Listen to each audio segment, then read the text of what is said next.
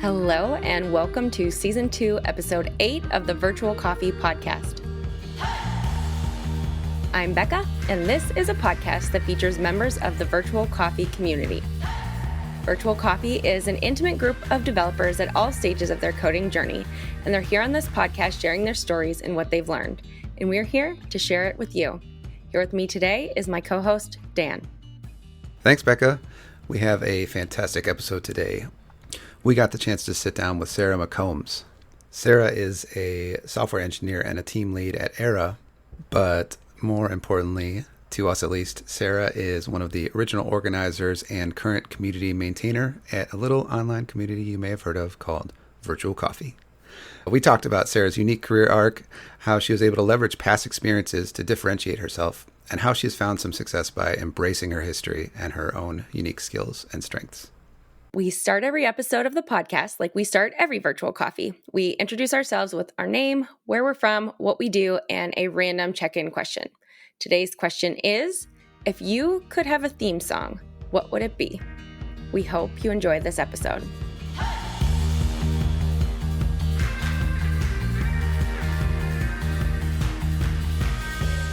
Hey, I'm Bekah. I'm a front-end developer from a small town in Ohio.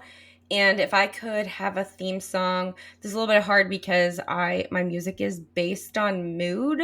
And so I like to listen to a lot of sad music. But I would probably want something that gives me energy. And I guess we'll go with We Will Rock You by Queen. That sounds good. Or Rocky soundtrack, you know. Hi, my name is Dan. I'm a front-end developer from Lakewood, Ohio. Yeah, if I could have a theme song, so is this like an aspirational theme song or a accurate theme song? Whatever. The first song that popped into my mind was a song by a band called The Head and the Heart called Lost in My Mind. It's a pretty good song, and that's what I'm going to go with. It's probably accurate, and it's not actually really sad or anything. It's pretty good. But anyway, that's it. Hi, I'm Sara. I'm a software engineer from Boston, Massachusetts. If I had a theme song, I would have to pick something that I always sing to, because that's what a theme song should be. B, sing horribly to, because you don't care. And I don't know, I feel weird admitting this. It's a Post Malone song. Is it Sunflower? That just makes me so happy. And I don't care what I'm doing, what I'm in the middle of, I will stop and turn that up. And that just feels like that should be my theme song. I love it. Yeah, that's awesome. I love Sunflowers. When I was a community organizer, I used to drive to this small community in rural Pennsylvania, and there was this huge field of sunflowers. And it was fun to watch it through the stages because it, grows up and then they're all happy. And then when sunflowers die, they get really sad. It's a full mood. They look depressed. They're like depressed flowers. They're flowers with anxiety or something. I don't know. I love it. I enjoy it. I think I read a poem about it once. Thanks so much for being here with us today, Sara. We are very happy to have you on the podcast. And we'll just kick it off. We like to start with the origin story, and you've got a very interesting one. So we'd love to hear how you got from where you were into software engineering. Absolutely. Yeah, I do have an interesting story. I never know where to begin, really. So this may be all over the place, but that's kind of the point of a podcast, right? You just talk and you end up wherever you end up. So I did actually intend to go into computer science many, many, many years ago. I had a love of computers since I was very little. I have memories of my mom saving money to buy a Tandy computer. I wish I could remember the model, but I don't. I always want to pick the 1000, but I don't think that was it. But sitting next to her while she was learning DOS and I'm learning letters from a book that is like 3 inches thick, and I would just read the commands off to her. And it was great because it was like, changing directory. Okay, there's a C, there's a D, So she learned and I learned that way. fast forward many, many, many years. Graduated high school with a full scholarship for computer science to WVU. Was not exactly welcomed there, unfortunately. I have lots of things to be said about that, but it discouraged me greatly, and I left. I gave up my full scholarship and decided to pursue other interests of mine, which were agriculture. Obviously, my interests in tech being what they were, I ended up working in a nice niche of ag and technology. I worked, oh my gosh, I loved what I did, working with ag tech tools to identify feed efficiency in livestock. I could have a whole podcast episode on that. But that really, really showed me like I was not done with this. I was not over it. Actually had to learn Rails working as a research director because the communications team wouldn't spend time to build me templates to display my data properly. And it was just like, I can do this. It's fine. And that was really when I realized I wanted to do that instead. Tried to get back into it, did some freelance stuff, really didn't gain traction living in West Virginia. It was just really hard. The local market industry is, I guess, pretty small, pretty closed. Remote really wasn't a thing. Then I had my daughter. And, there's that moment when you have a baby and you're holding them and you're looking down and you're just like, what do I want to teach them? I want to teach them not to have any regrets. And then you start thinking about, regrets that you have. And it was like, I have unfinished business. I have unfinished business in the tech industry. So I decided to fix that. And I went into Flatiron. I did the Flatiron online program for software engineering, graduated with that, met great people in the virtual coffee community, and ended up with the job where I am now, through some great networking, and I could not be happier. So awesome. So for those of you who are joining us and haven't been around for an entire year, Sarah is one of our original organizers of Virtual Coffee, and she and I met in person almost 2 years ago at a conference in Pittsburgh. Yes. And I'm a Flatiron grad too. We had like the little Flatiron group going on, and Sarah's much taller than I am. It's funny, you guys look the same height here on the screen. Well, on Zoom, nobody has legs. Right. So. We're all just the same height, right?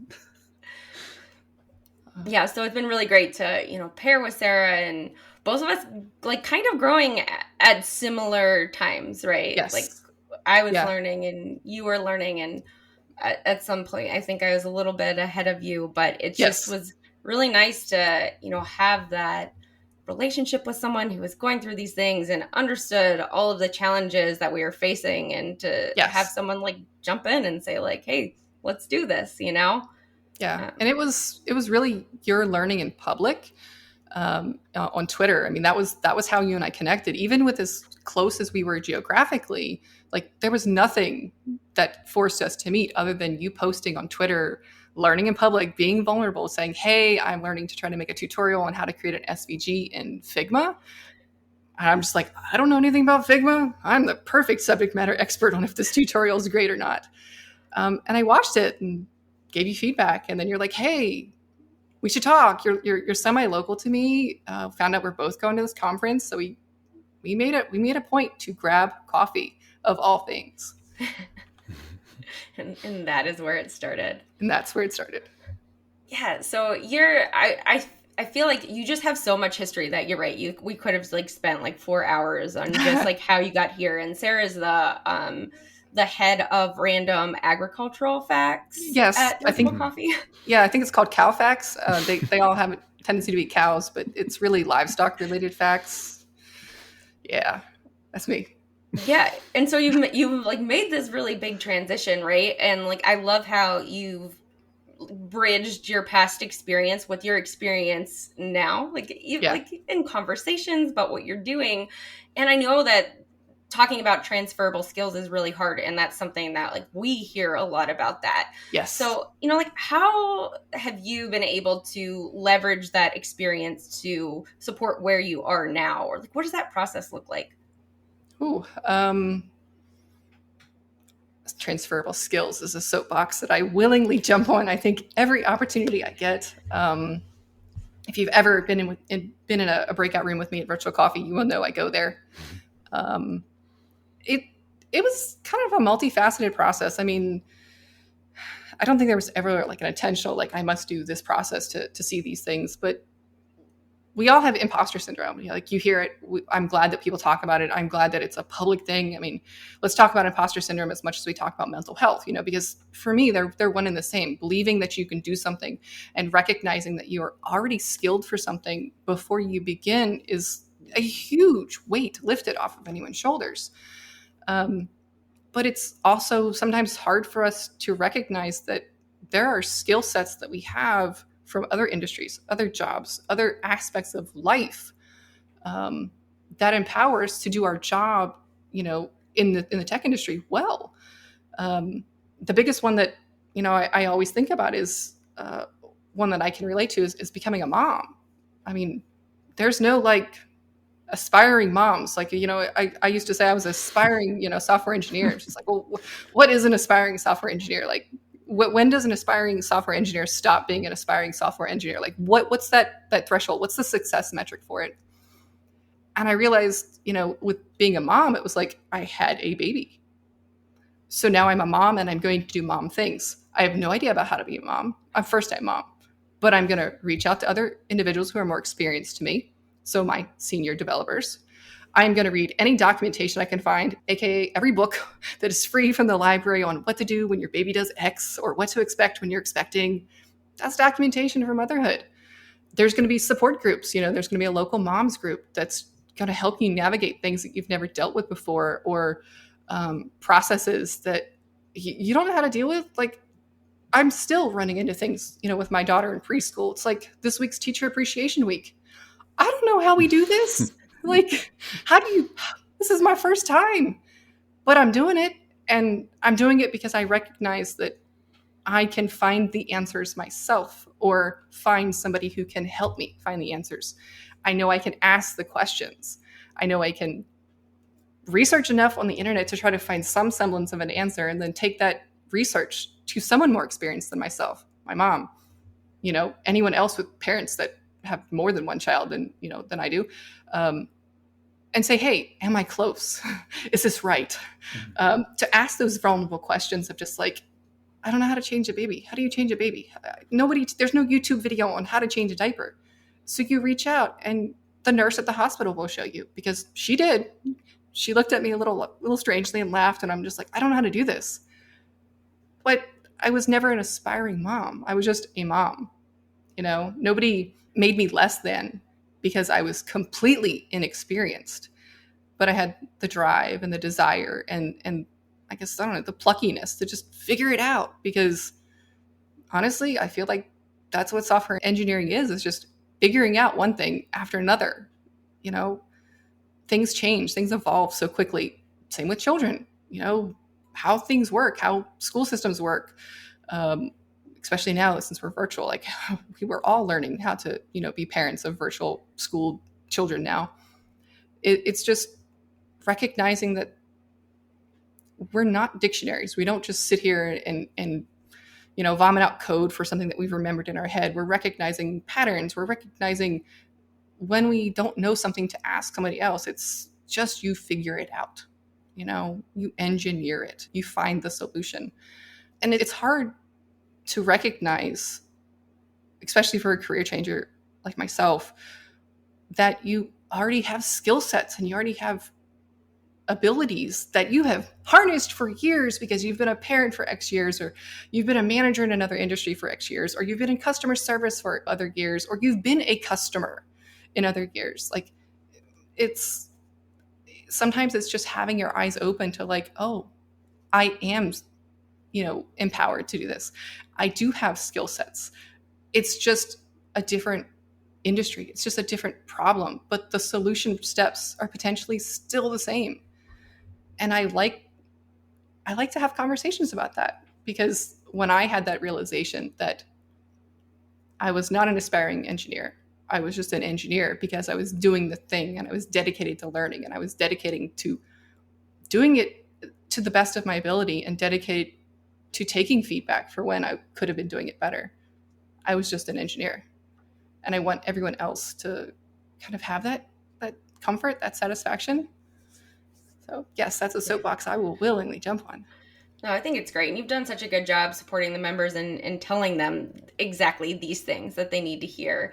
And I think it was last night, somebody had been listening to the podcast from Virtual Coffee, and they referenced a previous episode and said, Bekah, you said you never had any manager experience, but you're a mom of 4 kids. Like, That's what do you management think you're experience. doing? And I was like, oh, yeah. It is hard to think about it in those different ways, but it is. You're always learning. You're always pivoting and making new decisions. And, a lot of people will say, like, well, you have 4 kids, I don't know how you do it. And it's the same way that you do it in a job. Like, if you have to do it, you will do it, You just do the thing because you have to do the thing. And that's no different than whenever at work, if I get, assigned, particular features that I have to implement, there's a lot of the product that I don't even understand the finer details, the finer inner workings of how it works. And that's okay because I figure it out. I know who to ask these questions of, and you break apart the problem into achievable steps and you just do it. You just do the thing.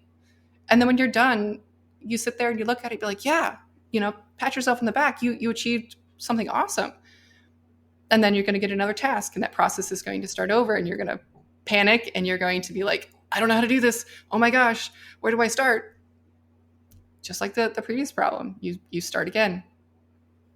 Yeah, I love that. And like the idea of leaning back on those experiences, like diaper changing, right? Is I had never changed a diaper before my first kid was born. I don't think, and definitely didn't know how to do it. Right. And definitely asked the nurse, I'm like, what is the right way to do this? I'd read book, I'd read the docs, whatever, a little different when you're, there, but it seemed hard and stressful, I suppose, thinking about it ahead of time. I mean, I know it did. Right.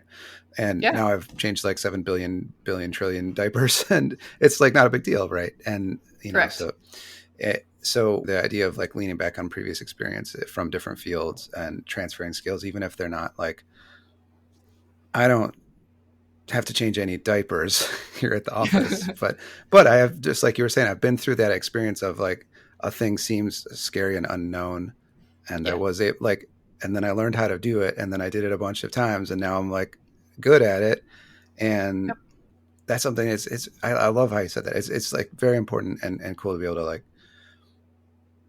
I don't know, when you're feeling like that, just to think back on other things that you have done, because everybody's, and Absolutely. even if I mean, not even if, but if you don't have kids, you're still like a person who has moved through life. So, Yes, like there's lots of things to lean on in that way. I'm just kind of like going down this path of, I wonder why it seems like such a struggle for so many people to be moving into careers as software engineers. And I don't know if we don't learn a ton of new stuff as adults in the same way that we do as when we're kids, right? Like you're constantly learning something new and everything feels like a risk. But in adult life, there are, I feel like, almost fewer of those risks because you've kind of like built that up to this point. And I don't know if that's what makes it seem scary to move forward, but it is like, essentially that idea of, being afraid, or I don't know if it's being afraid of failure. It's probably different for everyone. I guess it's being afraid of failure for me. So I would say it's probably different for everyone. And I mean, I think that's a very valid comparison as well, and one that I hadn't even thought of yet. But as children, every new day, every new life moment is something new. We potentially have never encountered it before, or we've played on a playground before and we fell off the slide, and now we're just like, oh, slides are scary. But then we go to a new park and it's like, oh, there's another slide, but maybe that slide's not scary.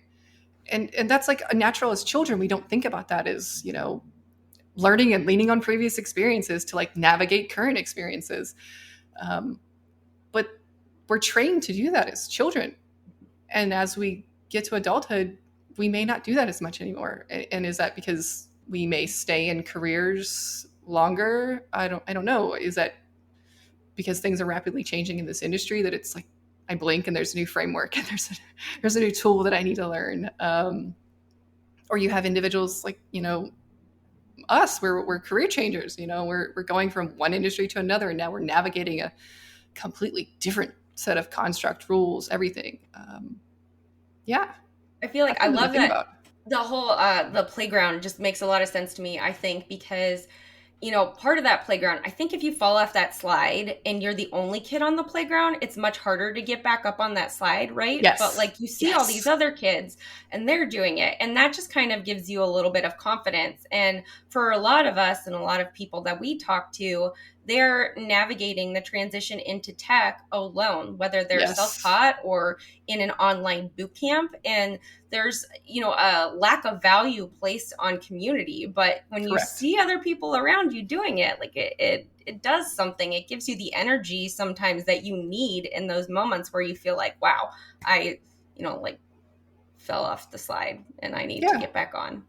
and it's also important when you have community, because I've never succeeded at a hard thing alone. I've always needed community in some aspect, whether that was like a micro circle of friends that I leaned upon, that just I was vulnerable to, or like virtual coffee, a much larger community. Y- Using the playground as an analogy, as an example, when you fall off that slide, you sometimes also need a person that says, "Hey, I'm scared to do the slide again. Can you help me?" And you need to have a great community, and a empathetic, understanding, compassionate community that doesn't laugh at you Yeah. because you're saying the slide is easy, and the person you're telling that to is just like, "Oh, this slide's not a big deal. It's just, it's only 2 feet long." It's like, no, we don't need that. We need someone that grabs your hand and says, "Hey, we'll do it together." And that's something that I've needed to reach where I am, and something I will always need and will always provide to other people. Yeah. And, I think that, capturing that idea of self doubt being such a big obstacle for career changers and for new developers, and, not people who have been in the industry for a long time, but maybe are going up for a promotion or didn't get that promotion. That's Yeah. really hard to navigate when you're by yourself. Yeah. Yes. Even if you wanted to potentially go ask somebody, "Is this right? Can I get advice? Can I have some mentorship?" Or "Can you just hold my hand when I go get on this new slide?" Um, Nobody needs to do anything alone, and nobody needs to feel that sense of isolation. We're I all learning. We're all doing this together. Yeah. And I think too, this idea of like leveraging your past, all the stuff that you were saying about that clicks for me here in a lot of ways too, because I know that sometimes when I'm afraid to try something new, then it's important for me to lean on the things that I know really well, and it's leveraging that experience. Or, Yeah. I spent a while thinking like I taught English for 10 years and I was a community organizer for a little while. Like, I want to run from that. I don't want to do that anymore. This is why I'm making this transition. And within the last, I don't know, even couple of months, I felt like, you know what, leaning on those things and remembering what I've learned from that can Yeah. really benefit me from it in this moment. So it's not like a rejection of that past. It's like, let's embrace these two things together. Yeah. Yeah. And for me personally, in those moments, it's, when I've reflected on it after the fact, it's helped me to understand how far I've come as well. Of just like, oh, okay, that even though this situation, in my current job was new for me, that thing in the past, my previous career helped me. Like, I've grown. Like, it's a metric to really say, like, I've grown. I'm achieving things. Like, I recognized how much personal growth I've had that I hadn't really been aware of until I hit a moment when I would have paused a little bit more. I would have had a little bit more self doubt, and everything in my past has helped me get to where I am now. And recognizing that I can use it is very comforting. Yeah, for sure. And I think, sometimes it takes a minute to get to that, I think, Yes. in a lot of circumstances. And that's hard. Yes. I don't know how to teach that. Like, is there a way to teach that? I think that maybe you just have to discover that for yourself, but I wish that I could help more people discover that. That's why there's community. It's to have people around you that are your personal cheerleaders, that care, that will remind you why you're awesome and remind you that you can do the thing because you've done X other hard thing. It's, I think, community. There's nothing really to teach. It's a feeling. It's a sense of belonging. It's a sense of being supported. It's a sense of being empowered as who you are, not because you need to learn X or you need to learn Y. Like, we all need to learn X and we all need to learn Y. We just have different experiences that we can leverage to find a solution. So leverage them, because if you learn X and you learn Y and you're just like everybody else, you're going to achieve the same answer potentially just as everybody else. It takes diverse backgrounds. It takes leaning upon diverse previous experiences and those transferable skills to find new solutions to things, new processes, new features for a product that potentially an existing team had not thought of before. It's these transferable skills that bring diversity to a team, in regards to how an individual approaches a problem and finds the solution. Yeah, and so I feel like there's a twofold problem here, or not a problem, but situation. I don't know. So it's in your own mind thinking, like, I can leverage this. And then, like, the second part of that is, now how do I leverage that and get other people to see those connections? I don't know. Do you have any tips there? That would... Be your authentic self has always worked for me. I find embracing my past and sharing what I've learned, hence the random cow facts that happen in virtual coffee, as a safe way to show everyone else in the community and those that I interact with that, like, my past is still relevant. It's still part of who I am. And embracing that and having conversations around that demonstrate some of these skills to individuals. That's what sets you apart from everybody else right now. And that's you. That's not something you can learn. That's not a certificate that you can achieve and then put on a resume. It's the fact that, for an ag tech company, I'm an extremely, good looking candidate because I have agricultural background. I have knowledge that I can lean upon, and I have skill sets to potentially better understand how a farmer might use a particular product because, well, I worked with that farmer and I supported that farmer. And it's those points that we need to not hide and showcase. I'm struggling to remember a quote that I saw on Twitter this morning, but it was spot on. But it was talking about leaning into what makes you unique. Because if you don't lean into it, somebody else will. And that person will be who gets set apart from others. And I find that to always be very true, for the fact that it highlights my transferable skills. It highlights these additional knowledge sets that could be very beneficial to an employer. But it also reminds me of who I am and why I'm, I don't want to say awesome because that sounds so humble. You are awesome. But like, why I'm awesome. It's like, and it makes me feel comfortable to be myself more in communities that it helps me to overcome the negative feedback that I've heard in the past of like, well, how can you be a software engineer if you have a degree in dirt? Which has literally been what I've been told. Look at me now. You can, Do you go back and like find those people and just send them your resume? Is that what we're supposed to do? Isn't that what LinkedIn's for? I mean, I don't know.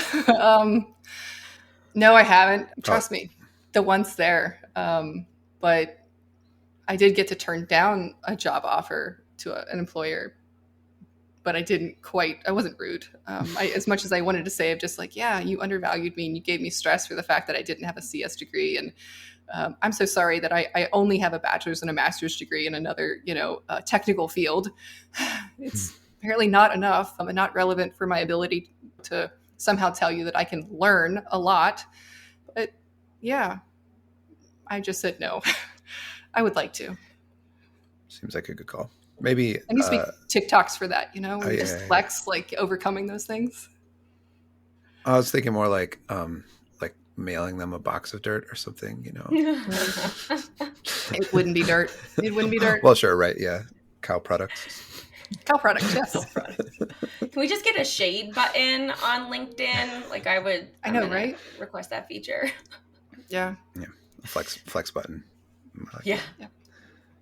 Yeah, and I think, this idea of transferable skills and really showing what makes you unique and awesome, it really a good way to figure out how to, I think, leverage that maybe is really through networking, right? Because you can walk into a room full of people, and if everybody is talking about the same thing, oh, I made this to-do app or whatever, like that's great. But who are they going to remember? They're going to remember the cow lady, right? Like they are.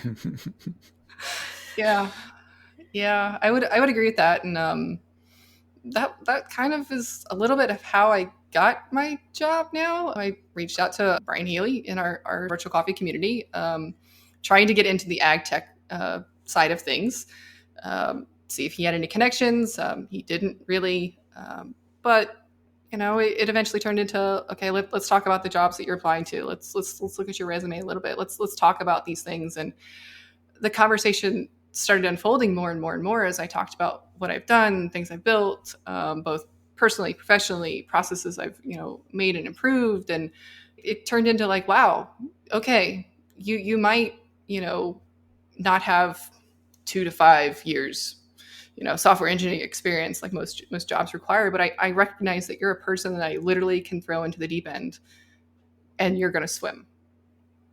And I've done that. And I am happy as a clam that I get to wear 5 hats at work. And I have this, what's the phrase I like to use? The fire hose of information to my face constantly of just like, what is going on at work? What needs to change? What needs to happen?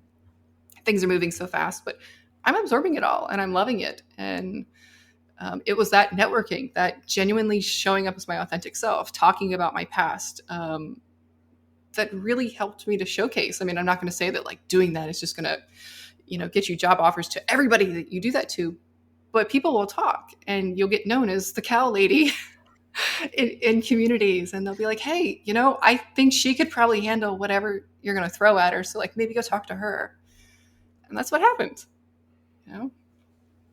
Yeah, since you've been there, it's just been, I feel like you've been sprinting the entire time, right? Because I would love to dive a little bit into that timeline, because it was like, oh, we're going to hire Sarah. Oh, she's awesome. We're going to hire her more. Oh, she's awesome. We're going to let her run the company. Not yet, but that's like, not yet. I threatened that. But walk through that, because that process is intense, right? You have accomplished so much in a very short amount of time there. Yes. So I was originally hired as a contractor. And that was supposed to be because obviously hiring during COVID, it was, strange times and there was a need, but with the way things were going, hiring was frozen in a lot of places. And I was happy to just have an opportunity. I was happy to basically say, hey, yep, I'll prove myself, I'll work as a part-time contractor. That's great. It ultimately helps me add something to my resume, get some experience, learn how to work with a large team of much more senior engineers. But it also gave me a chance to, prove myself to the company. And if it didn't end up transitioning into a full-time job, which was the ultimate goal, great, no harm, no foul. I still come out of it with experience. I think that lasted a month. Things went so well. There was a need. They recognized that I could fill the need. There was a conversation of like, okay, we're immediately going to be doubling your work hours. You will be responsible for X, Y, Z, and 1, 2, 3. And that was fine. It was a little intimidating, but what's the worst thing I could do? Get some experience and learn how not to do a thing. That was how I approached it. And I ended up transitioning to a full-time employee. And startup life is rapidly evolving. Every day is chaos. I love it. Some days are more chaos than others, but I got comfortable with my team really fast. Like for a while, quite a while, was the most junior individual there. Everybody knew each other. Everybody had worked together for years. But I just decided to just have a one-on-one with everyone, talk to them, recognize they're human, recognize of who I could go to for what reason for questions. I specifically made that a point in my one-on-ones with everyone to say, if I have a problem, what can you help me with? And I just started doing things, and I just slightly leaned into, I guess, a phrase that I was taught when I worked for the university was, it's better to ask forgiveness than permission. So I would just start writing documentation of just like, well, this is lacking, this is missing, I'll write this down because I'm doing it. Now's the perfect time. And then I started recognizing that, oh, this is somewhere that I can really contribute, because documentation's kind of out of date because everyone here's already got their environment set up, and like, this is a place that I can contribute. And then I started, as I'm learning and going through other parts of our product and our process, seeing things that just need tweaked. And it started just being a lot of tweaking. And then a lot of tweaking turned into, okay, well, we're gonna give you this part of the product now, and you're gonna own this, and you're gonna learn it, and you're gonna be responsible for it. And again, process improvement, tweaking, seeing what I could do, asking questions, asking for examples in the existing code base whenever I would need to do a feature that I was just like, I don't know how you want me to do this. I've never done this before, but I'll figure it out. Yeah.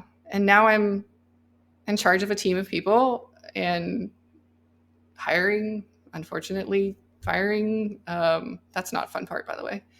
Doing a lot of documentation, a lot of process improvement. Yeah, I love it. And it's been nonstop. And it's really started with kind of leaning back on my agricultural experience of like, when you show up on a farm, the cow's not going to tell you what's wrong. You just stand there, look at it, make a lot of observations, do a little bit of research, and then just start trying stuff, see what works. You might have to MacGyver it. You might have to get the baling twine out. You might have to get the duct tape out. You might have to like make it look ugly so it works. That's fine. You just might need to fix the fence for 5 minutes, like so the cows stay in. Tomorrow, you're going to refactor your code base, and it will be pretty and efficient and performant. And that's kind of how I started. And that's worked very well for me. I will say there's no cows in our code base, but the process still works. I can do a thing that achieves the feature, and then thankfully, with the help of my more senior team, over time I've gotten better at developing the proper style for how I do things, and naming my variables, separating things properly apart with how we're currently doing it in our code base, all of these things. And it's because I just dove in, because I recognized that I've done this before with farm animals when they can't tell you what hurts. Yeah, a little bit of structured YOLO. Structured YOLO. Oh my gosh, yes. I yes, it is always structured YOLO. Oh, Nick. So I mean, that was a lot. I mean, yes, sorry. No, that's not what I meant. But I just mean, like Bekah said, you've accomplished so much. In what is it? Less than a year, something. I don't know. I'm not like 7 months. But yeah. So one of the jumps in there that you. I just want to highlight that Sara said 7 months. So all of that stuff that she said she's done has been in the past 7 months. Yeah. I like chaos. It deserved a moment. That's what I meant by that was a lot. and yeah, so I mean, one of the you kind of like jumped over a little bit, but the going from like just solely individual contributor role to managing a team, for me, it seems like a pretty big step. Yeah. And so I kind of remember you talking about it when it happened a little bit, but I was wondering if you could talk a little bit about like what that was like, how your job changed, how you approached it, that kind of thing. Yeah, absolutely. It was terrifying because now I recognize that I'm responsible for people, their livelihood, their jobs. And I think helping to hire someone for our support team was really how my company recognized that, she can do this, because I was the one that led the interview. I led all the interviews for that particular hire. So that was a And hire. I'm sorry to interrupt, but that was yes, that was for a role that was not your, like, that correct. it wouldn't be like, this is just a separate role that, yeah. Yes, it Okay. was a Got it. separate support role for our product, and they let me do the interview because I was learning this part of the product. I was going to be being primarily the person that they reported to, even though I wasn't at that point in time. I guess I don't want to say designated their supervisor or their manager, but I was just like the first point of contact. So at that time, I probably would have been, a lead of some sort. I guess if you had to put a term on it, but just the person that they went to before I went to the next level. But yeah, I did an interview. It went very well. I started, touching base with all of them, and it was terrifying because now I have 7 people that look at me of like, "Hey, I need help with X," or "My timesheet's messed up," or any other access issue. But I just kind of approached it like I would anybody else in the community that I'm in, of just like, "Hey, I have a problem." Um, but I also kind of took note of who they were. I networked with them a little bit. I wanted to know what their interests were, um, what their overarching goals were with the job here, with their career, so that I could understand, are there opportunities internal that I can see them grow into? And that's happened quite a few times with our agents. Can I help them grow internally with their career? And that's terrifying. But it feels great because, um, again, I structured YOLO. I just did it. And I remembered what it was like to be an employee somewhere, of what I would like a manager to do. And I recognized that, I might be restricted in certain situations. I can't make everybody have $1,000 an hour, wage, even if I would like them to. But I can advocate on their behalf to make sure that they're not, making less than they should. I will always do that. But it was, I don't know, it was terrifying at first. But I've grown into it, and I'm enjoying it, and I'm enjoying seeing them grow, and I'm enjoying seeing them slide into, different roles that they're excelling in, and I'm enjoying that relationship that I have with all of them. I feel like I'm meandering now on the topic, so please, by No, all this is means, exactly what I was. wrangle me back on topic. No, this is exactly what I wanted to talk about. I like this transition from individual contributor to manager is always an interesting thing in it, Yeah. And so every time we have somebody that has gone through that, I end up just trying to dig in a little bit, because I like to learn about it. I like hearing about it. And it's Me one of those too. interesting things in our industry where it's like, lots of times it seems like there's just a ceiling, I don't know how far you can go as an individual contributor, and then like the only choice is management after that, Yeah. which I would say is not always true, but I do like, Not for everybody. right. And well, absolutely. And, but I like hearing about like, and sharing what that transition is like what the difference is Yeah. between the two roles. Yeah. I So I appreciate definitely you talking reached about it. out a lot, either to individuals within the company, of just like, how do I navigate X situation? How often should I have one-on-ones? How often should I do this process with my team? Which was incredibly helpful. But I also looked to other individuals, especially in the virtual coffee community, who are managers, who onboard people, who support new hires, to just say, what is going well for you? And seeing if I can take that and implement it internally, just to be the best that I can at my role, but also to support my employees the best that we can. So being willing to take advice from everywhere was definitely helpful. Yeah, I love that. Do you find yourself writing like a lot less code, like doing a lot less, I see kind of work? Yes. just by the very nature, I'm now busy with process improvement, Sure. creating. There's some processes that don't exist that we are creating now.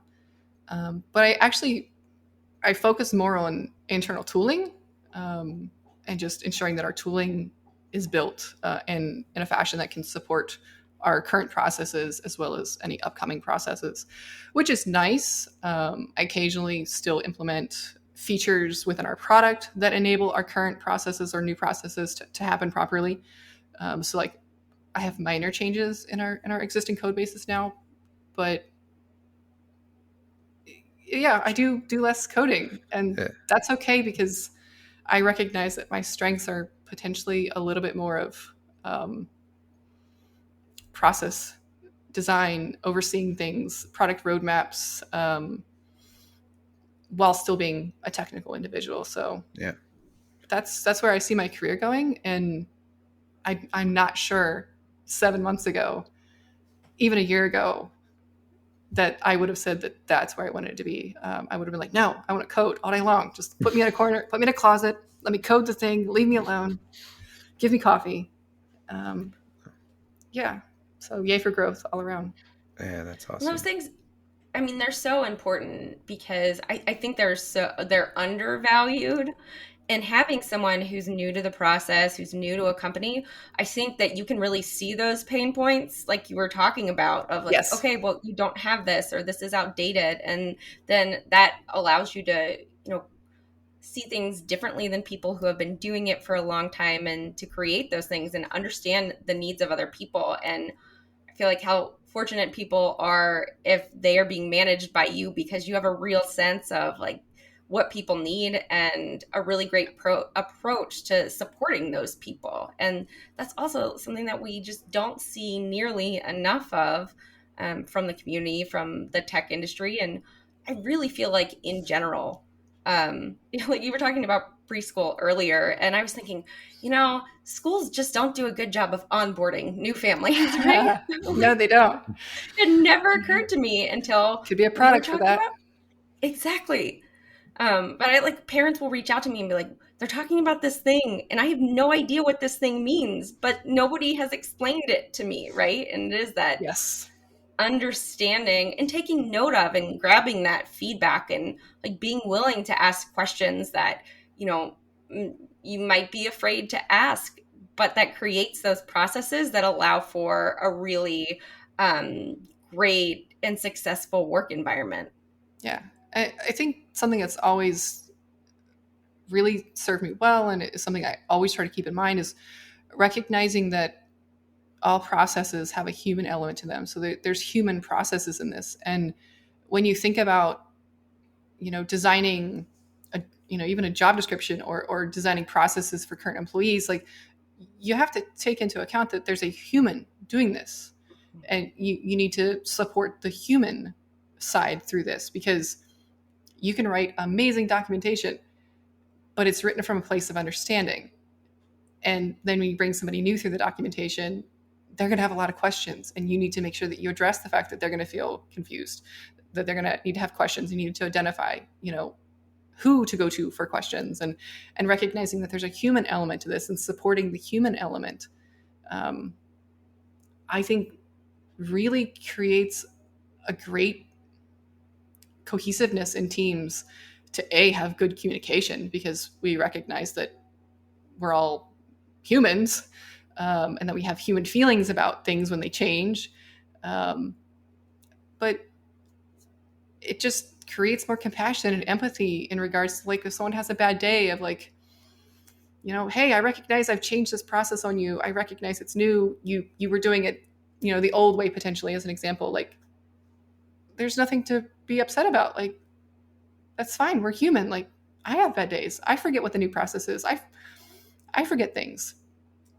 Always having that human-centered approach to everything you do, whether it's product, development, whether it's engineering, whether it's process development, whether it's management, having the human-centered approach is so important, and can easily be forgotten because we just get our heads so in the weeds, and we get blinders on, and we're just like, just process oriented, and I just need to do the thing. And we're not robots. There's a human element to it. We always have to respect that. Yeah, absolutely. I love that. The what a great way to end this podcast. The human-centered approach and why that's so important. I want to thank you so much for being here with us. This is really great. I know I was like taking notes as we were going through the podcast, and it's been really great to hear you talk about all of these things and see how far you've come, and just like really be an inspiration for, I know, so many people in the community, but anybody who listens to this, because there's just so much growth that you went over in this episode, and it's like a great source of energy and empowerment, I think, coming here today. Yeah, absolutely. Absolutely.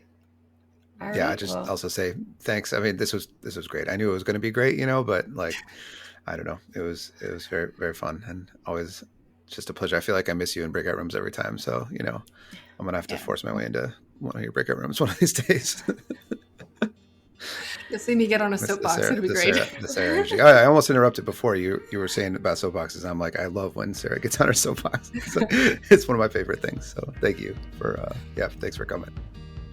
Always. Glad to be here. All right. We'll talk to you soon. Bye. Bye. Bye. Thank you for listening to this episode of the Virtual Coffee Podcast. This episode was produced by Dan Ott and Bekah Weigel and edited by Dan Ott. If you have questions or comments, you can hit us up on Twitter at virtualcoffee.io, or you can email us at podcast@virtualcoffee.io. You can find the show notes, plus you can sign up for our newsletter to find out what Virtual Coffee's been up to on our website at virtualcoffee.io. Please subscribe to our podcast and be sure to leave us a review. Thanks for listening, and we'll see you next week.